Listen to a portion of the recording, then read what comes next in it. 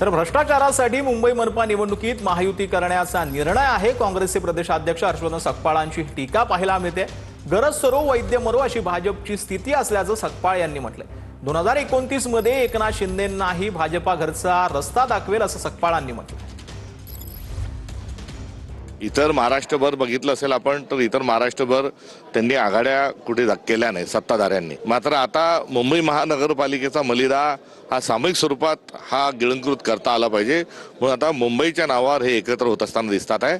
तिथे टक्केवारी काहीतरी ठरलेली आहे आणि त्या टक्केवारीतून त्यांची युती झालेली आहे। गरज सर्व वैद्य मरो हे भाजपचं धोरण आहे। एकनाथ शिंदे साहेबांना देखील 2029ला बाहेरचा रस्ता दाखवतील। तर राज्यामध्ये भूमाफिया वाढलेले आहेत असं नाना पटोलेंनी म्हटलंय। गायरान आणि वतनाच्या जमिनीची नियमबाह्य विक्री सुरू असल्याचं नाना पटोलेंनी म्हटलंय। नाना पटोलेंनी नाव न घेता पार्थ पवारांवर निशाणा साधलेला आहे। शासनाच्या तिजोरीवरती डाका टाकणाऱ्यांवर कारवाई करणार का असा सवाल देखील नाना पटोलेंनी उपस्थित केला।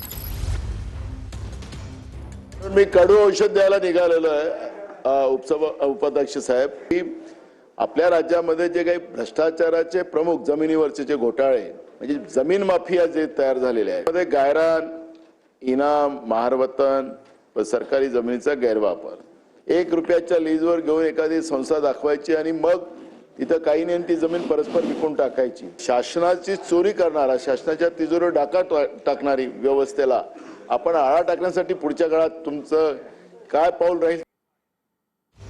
तर विधानसभेमध्ये मराठीच्या मुद्द्यावरून ठाकरेंच्या शिवसेनेचे आमदार वरुण सरदेसाई आक्रमक झालेले होते। मुंबईचा महापौर मराठी माणूस होणार असं वरुण सरदेसाई यांनी म्हटलंय।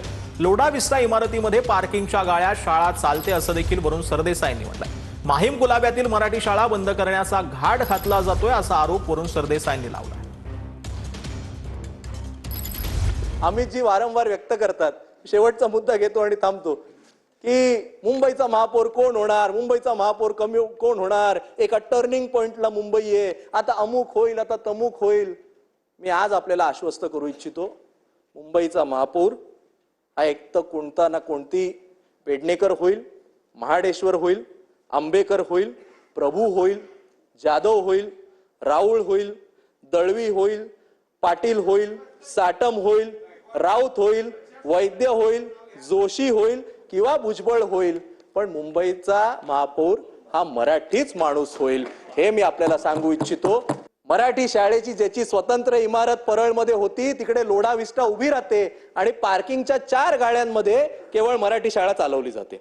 माहीमची शाळा, अध्यक्ष महोदय, न्यू माहीमला मुंबई महानगरपालिकेची शाळा होती जिकडे 1500 विद्यार्थी शिकत होते। 2018 साली मुंबई महानगरपालिकेने खर्च करून त्याच्यावर डागडुजी केली। 7 वर्षापूर्वी डागडुजी झालेली, स्ट्रक्चरल ऑडिट करण्यात आलं आणि सडनली धोकादायक म्हणून घोषणा करून टाकली। धोकादायक केल्यानंतर काय असतं पुढे? विद्यार्थ्यांना रिकामं करा। विद्यार्थ्यांना रिकामं केल्यामुळे माहीमच्या विद्यार्थ्यांना सायनला पाठवलं। गुलाब्याच्या शाळेला सुद्धा असंच षडयंत्र करून बंद करण्यात येतंय।